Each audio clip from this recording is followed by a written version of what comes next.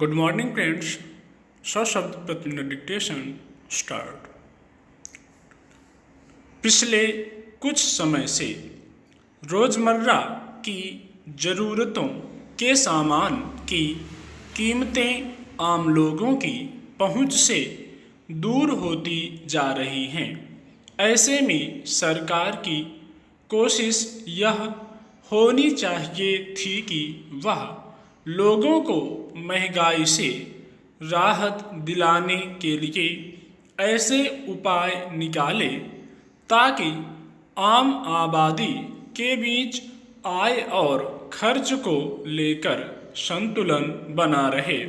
मगर हालत यह है कि बाजार में अमूमन सभी वस्तुओं की कीमतों में कमी के बजाय इजाफा ही होता जा रहा है। खाने पीने की चीज़ों तक के दाम लंबे समय से जिस स्तर पर हैं उससे बहुत सारे लोगों के सामने अलग अलग स्तर पर मुश्किलें खड़ी हो रही हैं। इस बीच डीजल की थोक खरीदारी में एक साथ 25 रुपये प्रति लीटर की बढ़ोतरी का बाजार पर क्या असर पड़ेगा यह समझना मुश्किल नहीं है। यूं डीजल के दाम में वृद्धि के पीछे सरकार की दलील यह है कि बढ़ोतरी केवल थोक खरीदारी के लिए की गई है और खुदरा बिक्री पर इसका कोई असर नहीं पड़ेगा। यह भी बताया जा रहा है कि ताज़ा कदम के पीछे रूस यूक्रेन युद्ध की पृष्ठभूमि में अंतर्राष्ट्रीय बाजार में कच्चे तेल की कीमतों में आई तेजी है।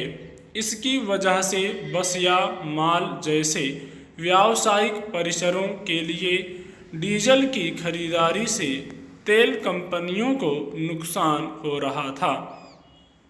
विचित्र यह है कि अगर सभी अंतर्राष्ट्रीय बाजार में कच्चे तेल की कीमतों में किसी वजह से गिरावट आती है तब शायद ही खुले बाजार में पेट्रोल या डीजल के दाम में कमी की जाती है। मगर अक्सर अंतर्राष्ट्रीय बाजार में तेल के मूल्यों में तेजी हवाला देकर इसकी कीमतों में इजाफा कर दिया जाता है।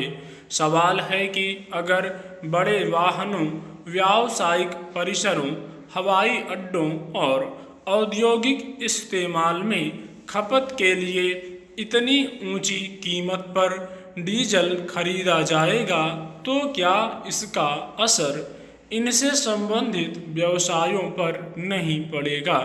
क्या थोक में महंगे तेल की खरीदारी की भरपाई करने के लिए बड़े वाहन माल ढुलाई या यात्री किराया बढ़ाकर नहीं करेंगे? यह किसी से छिपा नहीं है कि समूचे देश में जरूरी वस्तुओं की आपूर्ति का एक बड़ा हिस्सा सड़क परिवहन पर निर्भर है। डीजल की कीमतों में किसी भी इजाफे का सीधा असर खुले बाजार में बिकने वाली हर वस्तु पर पड़ता है।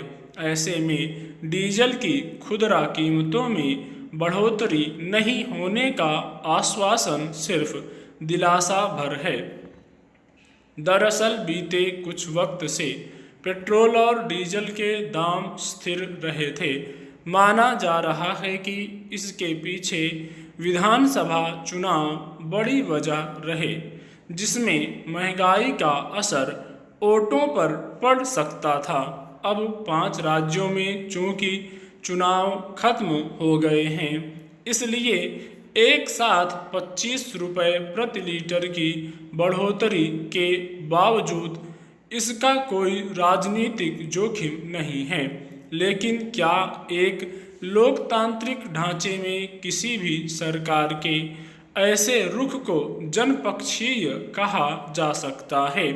यह किसी से छिपा नहीं है कि पिछले 2 सालों से महामारी पर काबू पाने के लिए लगाई गई पूर्णबंदी आदि वजहों से ज़्यादातर आबादी की आय या तो रुक गई है या फिर खत्म हो गई है। करोड़ों लोगों के रोजगार पर आफत आई है। लोग किसी तरह अपना काम चला रहे हैं। स्टॉप।